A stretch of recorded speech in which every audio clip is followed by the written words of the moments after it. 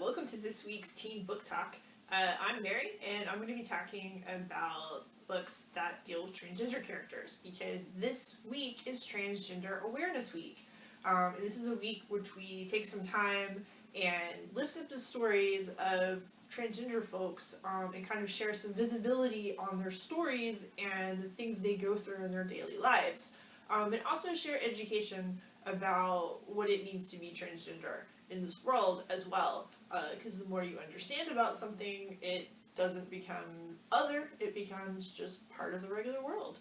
And Transgender Awareness Week leads into Transgender Day of Remembrance, which will be this week, Friday, November 20th. And that is a day in which we take some time to remember all of the transgender people that have been murdered in the past year. Because trans people often have to deal with a lot more struggle and bigotry, just trying to live out their own truth, which is not cool. Everybody should be accepted for who they are. So anyway, I thought this would be a good time to spotlight some books that have trans characters or deal with transgender issues in our YA collection. So let me get started. So, first off, if you're also wondering what does transgender mean, basically it's someone who was assigned a gender at birth, but it turns out as they grow they just find that that gender doesn't really suit them. In fact, they identify with a different gender. So say someone was assigned male at birth, but actually their real gender for themselves is female. And that's something that only that person can know about themselves. So that's how you explain it. But that's like the overall, and that's like the binary part of it, of transgenderness. There's also non-binary trans identities, which are people that don't really feel like they're male or female. Maybe they're somewhere in the middle, or there are other gender options. We have books about that if you want to look them up, which we can help you with. So there's that is what the overall term of transgender kind of means. So some of our characters we'll be talking about today aren't just like a binary trans, like not just like male to female or female to male. They also might be a non-binary or genderqueer in that they don't really associate with a binary gender like male or female. And so also I might use the term cisgender. That means somebody who is the assigned gender of their birth. For example, I'm cisgender. I was assigned female at birth. I associate as a female gender. So also I use the she, her pronouns. We're also going to talk about pronouns in another book in a second. So get this started. My first book is a middle grade book called Hazels' Theory of Evolution by Lisa Jen Bigelow. This is a book where the main character is cisgender, but her new best friend, as the book goes on, is a trans girl. And they meet in school because she used to go to this one middle school, but now the bus doesn't want to come all the way out to her house because Hazel lives kind of in a rural area and they have a goat farm. And so she gets transferred to the other middle school. And it turns out one of the kids from her other middle school ends up being the new kid at school too. And they kind of recognize each other, but then it takes a second, and then Hazel doesn't care that the kid is trans. And her new best friend is transitioning, and so she wanted a fresh start, which is why she's in school. So part of the book is about their friendship. Part of the book is also about a bunch of family stuff that's going on in Hazel's family. Hazel has two moms and an older brother, and one of her moms is trying to have a baby again, and there's been some difficulty trying to conceive. So she's really afraid that her mom's going to miscarry again, and so she's scared about that. So this book is a lot about change and transition and like who are your friends and like where do you fit in your family as well as school. And it's a good little read. I really enjoyed it. Hazel has a very particular outlook on life, and it's pretty cool. I also love that when she finds out that her best friend's trans, she's like, okay. Like, she says it, it's like, moving on. Like, it doesn't even faze her. She's just like, sure, okay, so what else do you like? Like, it's cool. This next book is a graphic novel that's middle grade called The Deep and Dark Blue by Nikki Smith. So there are two siblings, Hawk and Grayson, and they live in like a noble type royal house, and a political unrest happens, and so they end up having to escape and change their identities. So to be ultimately, so they won't get caught, they decide they will switch to the female gender. So they're masquerading as girls, so that way they won't be detected, because people are looking for these two boys. But as the course of it goes on, Grayson finds out that she's really Grace. Like, that's who she's comfortable as. And so when Hawk is like, oh, we have to go back, things are calming down, Grace is like, no, I want to, this is who I am, this is how I want to live. So it's a cool little story about finding yourself, but also it has a little bit of, like, I guess, a kind of like fantasticalness to it, because it has, like, you know, political war and unrest. And there's like swords and stuff like that, because, of course. So my next book is a teen book. It's one of my favorite series. We have all of them on the shelf so far, and I'm so excited because the fourth one's coming out. This is the Not Your Sidekick series. And this is the second book in the series, called Not Your Villain, and they're by C.V. Lee. So the first book focuses on Jess, and Jess has two best friends, and so the second book is on one of her best friends, Bells.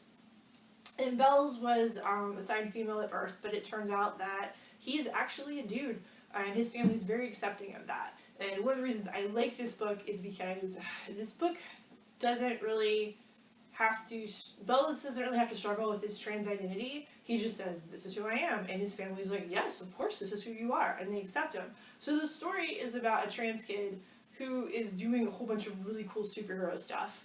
But that's the thing, is that maybe some of the superhero stuff isn't so super, or maybe it's super villainous, and he's trying to figure out where he lies in this whole thing, while he's lying to his friends, because they don't know that Belle's superpower is he can shapeshift. So he has changed himself a little bit to be how he envisions himself, so he's living his best life, but at the same time, he might be called on to shapeshift into other forms by some superheroes for some villainous purposes. So it's pretty cool. And then we also have the third book, which I can't remember what the title is, but they're a super fun read and they're super fast. The next one is a realistic fiction that is a teen book. So this is Jess Chunk and the Road Trip to Infinity. So Jess used to be Jeremy, and she has transitioned, and her best friend Chunk goes with her on a road trip. So her dad is getting remarried to like her mom's like ex-best friend or something, and they invited her to the wedding, but she didn't really say yes, and she didn't really say no, and then she decides she's gonna go, but she doesn't RSVP, so it's kind of a surprise. So Chunk's like, hey, you're my best friend, I'll go with you. So it's this little road trip book about their adventures and their friendship. And also, you know, what could go wrong showing up to a wedding that you forgot to RSVP to. So, it's a really great book. My next one is another YA read. It's called If I Was Your Girl by Meredith Russo. So Meredith Russo is actually a trans author as well. This is a great realistic fiction story. It's the story of, what is the character's name? Amanda Hardy. And Amanda Hardy's parents are divorced. She's living in Georgia initially, and then she starts to transition, and her mom sends her to live with her dad in Tennessee to kind of get a fresh start. And so she does, and things are going well at school for her, but she's always a little bit nervous because what if people find out that she's trans and they aren't accepting her, just because transgender people do face a lot of violence from people who are transphobic. And so she worries about that.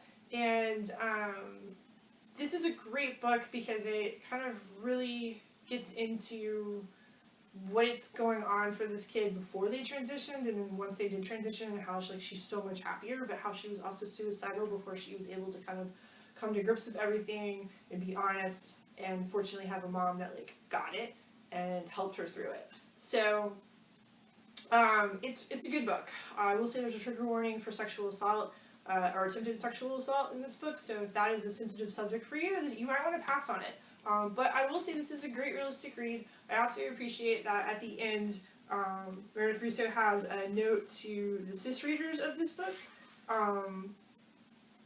just kind of saying, you know, thank you for reading this book, and here are some other things you can know about the transgender community. And also, she has a thing in here for trans people contemplating suicide, that there's the Trans Lifeline, as well as the Trevor Project and the National Suicide Prevention Lifeline. So I really like it when authors kind of acknowledge that these hard books sometimes also can trigger some stuff for people. Or if people are contemplating or see their friends are contemplating, there are resources for them to reach out. Because you know what? We don't do this alone. We're all in this together. My next book is a quick and easy guide to they, them pronouns. This is a little graphic novel. We also have a quick, easy guide to trans and queer identities. I was going to pull that one, but it's checked out right now. So this is just a quick little guide that tells you about pronouns. And you know, not everybody uses she, her, or he, him pronouns. Some people use they, them. Some people use sie, their. And so this book kind of just gets into what pronouns are like and like why it's cool for pronouns to be used. I know a lot of times I'll introduce myself as, hi, I'm Mary, my pronouns are she, her. And I do that because I want people who maybe have different pronouns from me to feel at ease around me and know that I am an ally. So it's just a cool little respectful thing you can do. And sometimes people don't want to tell you their pronouns, and that's fine too. Alright, so my next one is a non-fiction book that's in our teen collection. It's called the Trans Teen Survival Guide. This one is by Owl and Fox Fisher. So this is just a cool little book that talks about transitioning and like what you can expect, whether or not you want to like talks about gender roles and hormone treatment. There's a glossary. There's also like little stories. It also talks about like dating and surgery and whatnot. And so it's just a good little like resource book. My next book is called Some Assembly Required, The Not So Secret Life of a Transgender Teen by Aaron Andrews. So Aaron Andrews is trans, and he came out, and this book is all about his transition period and what it was like for him, the things he went through. And not everybody's story is going to be the same, just because everybody's story is individual, but there are common touchstones. So, you know, you could read this and get a better sense of, like, what he went through. And it's a really well done book, so good job, Aaron. Alright. My next book is called Genderqueer, a memoir by Maya Kobabe. Maya uses the pronoun sie, their. This is Zer's graphic novel. So Z wrote and did all the illustration for it.